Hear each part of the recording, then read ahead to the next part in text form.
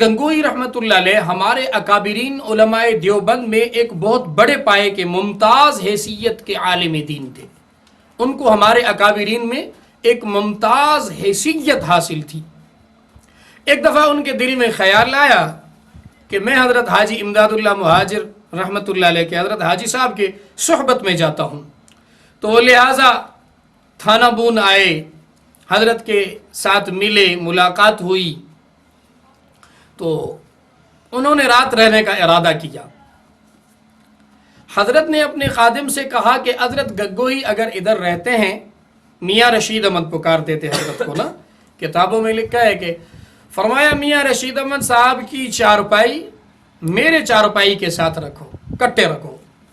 چنانچہ حضرت گنگوئی رحمۃ اللہ علیہ کی چارپائی حضرت حاجی صاحب کے چارپائی کے ساتھ رکھی گئی. اب سو گئے عشاء کے بعد. حضرت دیر کو رات کو اٹھے، تہجد کے وقت وضو کر کے مسجد میں چلے گئے. اب حضرت گنگوئی رحمۃ اللہ علیہ، مولانا رشید احمد رحمۃ اللہ علیہ نے ایسے آنکھ کھلی، دیکھا کہ حضرت تو سجدوں میں لگا ہوا ہے.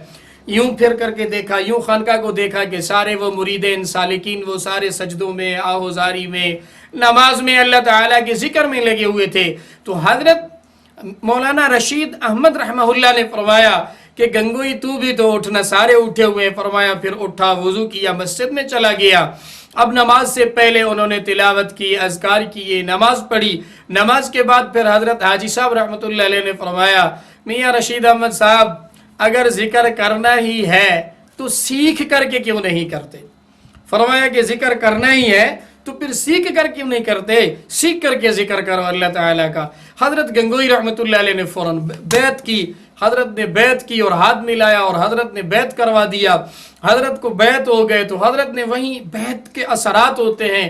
حضرت کے قلب پر ایک عجیب کیفیت طاری ہو گئی. حضرت نے عہد کر لیا کہ میں اب 40 دن یہاں خانقاہ پہ ٹھہروں گا.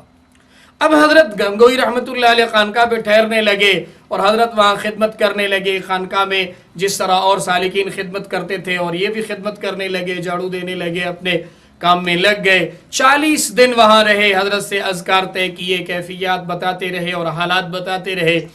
اب حضرت گنگوئی رحمۃ اللہ علیہ حضرت کے صحبت میں تھا تو حضرت حاجی صاحب نے کہا کہ اب امتحان بھی تو لینا ہے نا. یہ مولوی لوگوں سے زیادہ مشائخ حضرات امتحان لیتے، علم کی وجہ سے ان میں تھوڑا سا تکبر کا ماحول پیدا ہوتا ہے نا کہ میں عالم ہوں اور اگلا کچھ بھی نہیں، مجھے بیان کرنا آتا ہے، اگلے کو کچھ نہیں آتا، میں بڑا یہ وہ ہوں اور اس کو کچھ نہیں آتا. تو اس حوالے سے وہ بزرگان دین امتحان بھی لیتے ہیں. اب حضرت حاجی صاحب رحمۃ اللہ علیہ کو ایک کسی ساتھی کی دعوت تھی. صاحب دعوت نے عرض کیا، حضرت حاجی صاحب رحمۃ اللہ علیہ کے ساتھ کچھ اور مریدین بھی تھی اور حضرت نے حضرت رشید احمد صاحب کو کہا میاں رشید احمد آپ بھی ہمارے ساتھ چلو. حضرت مولانا رشید احمد گنگوئی رحمۃ اللہ علیہ بھی حضرت کے ساتھ چلے. اب صاحب دعوت کے گھر پہنچے.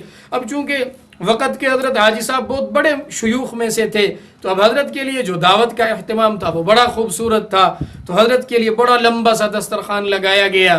حضرت نے مولانا رشید احمد گنگوئی رحمۃ اللہ علیہ کی طرف دیکھا. اب امتحان کی باری بھی ہے اور ایک روٹی پہ نا تھوڑی سی دال رکھ کے دی اور کچھ حضرات فرماتے ہیں کہ ان کو باہر دروازے پہ بٹھایا، کچھ کہتے ہیں کہ دسترخوان کے کونے پہ بٹھایا. چلو بہرحال دال روٹی پر رکھ کے دکھا کہ ادھر کونے میں بیٹھ کے کھاؤ. تو اب حضرت گنگوئی رحمۃ اللہ علیہ کھا بھی رہے ہیں اور ان کے آنسو بھی جاری ہیں. آنسو اس لیے جاری نہیں ہے کہ میری حیثیت کم ہو رہی ہے، نہیں. فرمایا کہ پتہ نہیں کہ کوئی امتحان ہی ہوگا. وہ بھی بڑے قابل انسان تھے، اللہ تعالی ہمیں پاس فرما دے. تو حضرت حاجی صاحب نے کہا کہ میاں رشید احمد یہ تو ہمارا احسان ہے کہ ہم نے آپ کو دسترخانے پہ بٹھایا، آپ وغیرہ اس کے لائق بھی نہیں تھے. اللہ اکبر، اللہ اکبر. حضرت گنگوئی رحمہ اللہ نے عجیب بات فرمائی. فرمایا حضرت آپ نے سچ فرمایا کہ میری اتنی حیثیت نہیں ہے کہ میں آپ کے ساتھ بیٹھ کے دسترخوان پہ کھانا کھاؤں، یہ تو میری حیثیت نہیں ہے، یقیناً آپ کا احسان ہے.